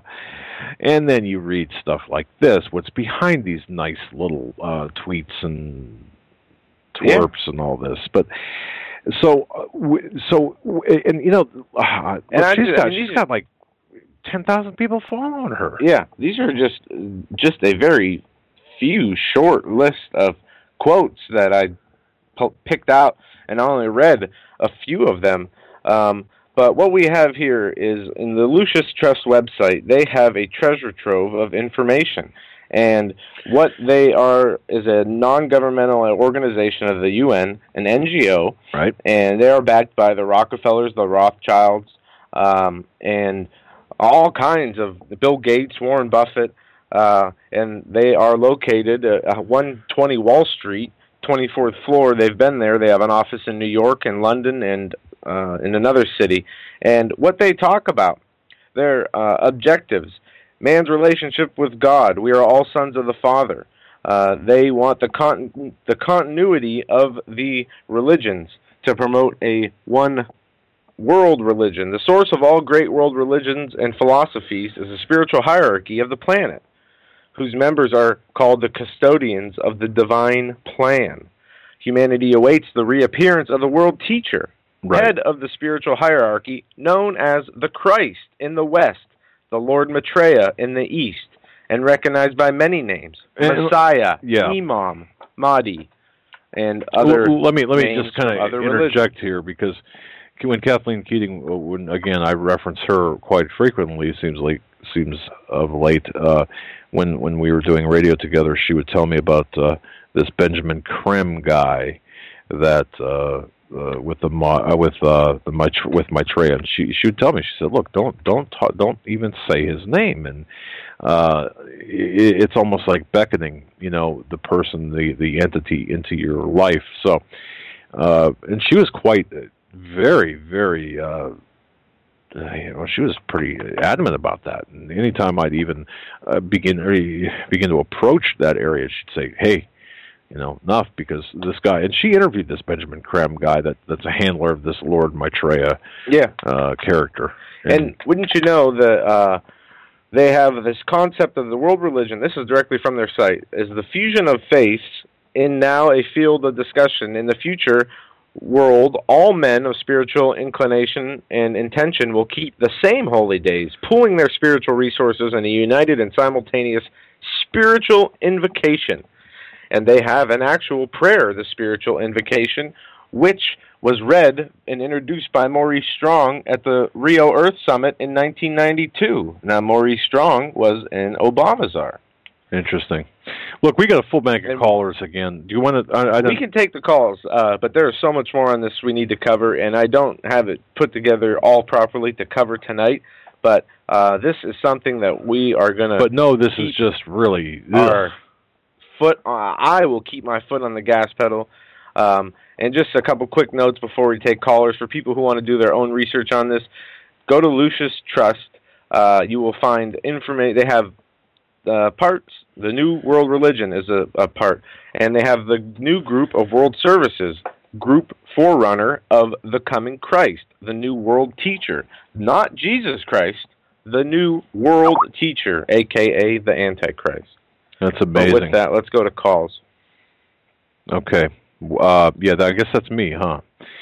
All right, folks, and thanks for your interaction. We're going to take you. We're going to take the calls as the first in, first out here. 214 looks like they've been on hold the longest. 214, you're on the air with the Hagmann and Hagmann report. Jan, Dallas. Oh, hi, Jan. Hi, guys. George Norrie interviewed Barbara Marx Hubbard a few months ago, and she was promoting that night a website, Birth, BIRTH 2012. And there was a young gentleman in his 40s who was on, who came in just for a moment to talk about it. and I didn't hear too much of the program, but it would make your hair stand on end that people won't have sex the regular way that God created. They would be creating geniuses, but not through physical sex. It was just weird. And just a quick note, if that Jonathan in the chat room, if he's the Jonathan with that rapture in North Carolina, could he give us his website? Oh yeah. If it's the same guy. Well, I don't know, Jonathan. Okay. In the chat room, if that's with respect to if you're associated with the Rapture website, in North Carolina. In North Carolina, type in your website address in the chat. Oh yes, it is. Looks like. Oh, is it? Yes, and in fact, we'll even give it out here for those chat room impaired. So, Jonathan, as soon as you type that in, we'll. Oh, here it is. I guess I just have to scroll down here. RaptureInTheAirNow.com. That's RaptureInTheAirNow.com. RaptureInTheAirNow.com. Great, thank you. So there you have it, folks. All right, Jan. Okay, have a great weekend. You too. Thanks for your call. Bye. And folks, speaking of this, this being the weekend, if anything does happen in the Middle East, and this is a standing statement that we're going to make here, if anything happens in the Middle East, of utter importance or right, immediate importance. Right. Look for us to be on air, and we will be on air. We're going to turn it, we can only be on air for I think 3-hour increments, but we will get right on the air for you during the weekend, if anything happens. Sorry about that. I didn't articulate that well, but that's what you get. All right. Again, by hold time, 832. We're going to 832. 832, you're up. 832, you're on with Doug and Joe. All righty. Sounds like you're in a submarine there, my friend. Or running towards the phone. We'll put you back on hold. Yeah. Try it again. Go ahead down to 480. 480, you're on live with the Hagmann and Hagmann Report. Go ahead, you're up. Hello? Hello. Hi. Doug and Joe? That's us. We're here. Yeah, hey, it's Debbie. Oh, Debbie, how are you? Hey, listen, I'm going to talk fast. I heard a fellow, I guess it was a guy called into John Moore's program, maybe yesterday, maybe no, it was today. Anyways, he was talking about when you add up all the FEMA camps that they have, that they really only will fit 1 million and maybe almost just shy of 2 million people.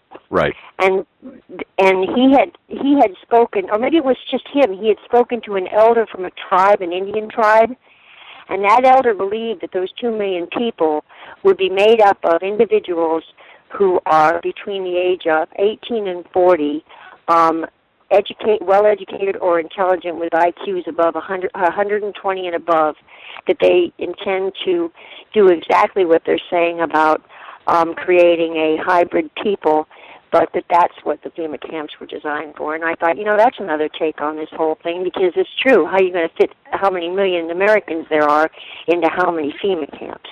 I just thought that was interesting, that somehow they'll sort out the creme de la creme, and those are the people that will be at the FEMA camps. Interesting is right. So I thought that was very interesting, because I thought, yeah, you're right. How do they intend to put all of us in? They can't. No. And there was more to it than that. It was there were more. It was on John Moore's program today, but I thought that was just an interesting take. Yeah, we should have John Moore on. John sent. We've had dialogue. I've talked to John on the phone, and he sent me some things, his videos and such. But that's a really that's incredible. I mean, that would take care of the hybrid business. That would take care of the intelligence. That would take care of the whole eugenics movement. And I guess the rest of us just get starved off or have our heads chopped off. I don't know. Well, yeah. Man, I'll tell you what, I really never gave it a thought. I guess you've got to think asymmetrically like they do, but that would make sense, but I don't know if it sounds dumb to anybody else, but I thought, well, you know what, that makes a lot more sense to me, because, they just had the feeling that people would be held into martial law within their area, They're not going to move people anywhere. They're just going to basically cordon everybody off in given areas and patrol those areas. That's what, if it comes to that, if there's a collapse. Huh. Yeah, and that's something that we talked about yesterday with the DHS insider information, the shutdown of the interstates, restricting travel from town to town, and, really focusing more on cities, but... So it's that. So maybe I got confused. Maybe I did pick it up from you. Anyways, I'm gonna let you go because I'm sure you can catch another caller. But I just thought that was an interesting take on that. Wow. Absolutely. All right. Wait, Debbie, do you have the link to John Moore's website? You know what? I'll get it right now and I'll post it. Okay. I appreciate that. Thank you very much. I only get to him through YouTube, through one of the guys who posts on YouTube. All right. Because I haven't found out how to catch him otherwise. Okay. Thank you, Debbie. I think you have to be a member at his thing, and I'm not, so I didn't get it to somebody else. Oh yeah, you know what? You might be right. Okay. I think it's paid subscription only. Yeah, I think you're correct on that because when I went to his website, I couldn't get on. All right. It's just one thought. I'll post his YouTube website before we click off here. Okay. Very good, Debbie. All right. Okay. Thanks a million, you guys. God bless you. Thank you, Debbie, for the call. Yes. God bless you too. Talk to you later. All right. Bye. And folks, I saw something in the chat room here. I am working on that report. I know. Look, it gets hectic around here. I mean, calls. I've talked to people on 3 continents today. 3 different countries, 3 different continents. And I promise you, if anybody, I try to write articles. I've published articles, but this guy's a professional at writing articles, and if he didn't get it up today, that is because he had to have other things more important going on. So. Yeah, kind of cross-pollinated investigation into the video. It's a long story, but in trying to get my information together. Plus, there's a degree of self-censorship I've got to employ here on this article to verify, to make sure that number one, it's factually correct. Not that just how to couch certain information. So I promise, folks, I'll have it give me a chance to catch a few hours tonight, and then I'll have it tomorrow without fail on our website, HomelandSecurityUS.com and CanadaFreePress.com. And Steve Quayle has got some information, at least my basic notes on this. So we're going to try and go back to that 832 area code one more time. We only got about 3 minutes left. Yeah. So let's see. It goes so fast, huh? 832 area code. You're live on the Hagmann and Hagmann Report. Hey guys, how you doing? No, good. How are you? Fantastic. Pretty good. Real quick, a couple things from earlier. Y'all asked, could we be tricked into, taking the Mars or something like that? Right. I think one thing everybody should think about and realize, even though we do have free will, I didn't have time to look up scripture because I'm at work, but pretty much something along the lines of even the very elect, or if it were possible, even the very elect might be deceived. So I think it's going to be pretty close. I think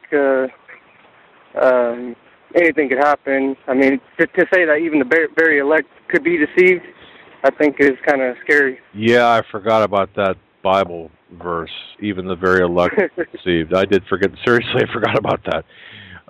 That does not. Thanks for thanks for that. Calling from work and telling me that. I forgot about that. And real quick, a couple other things. The guillotines. I listened to a good interview one time, and they actually referenced the Army website. You can go there and find the actual purchase order for the guillotines.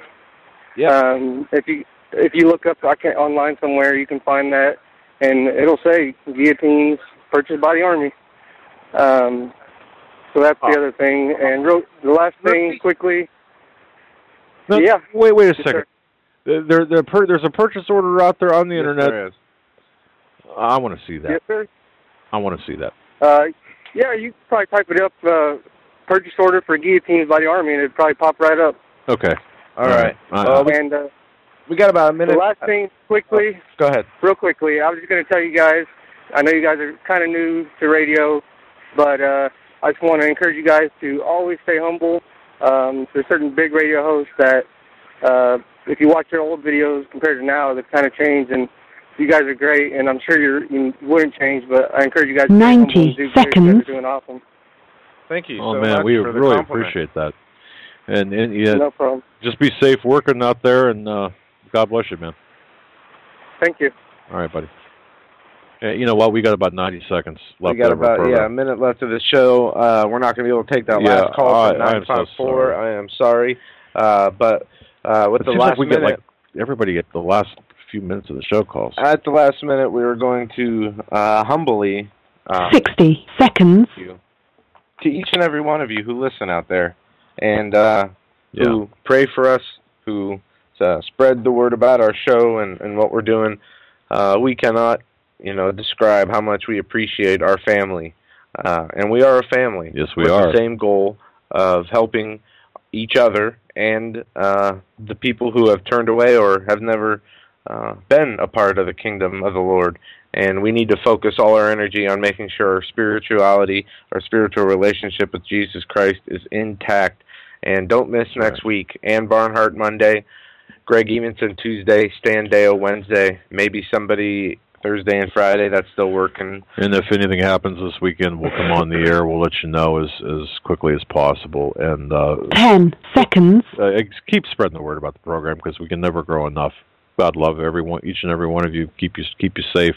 And we will see you next week unless something terrible happens over the weekend. And have a great weekend, though, nonetheless. Good night. God bless you all.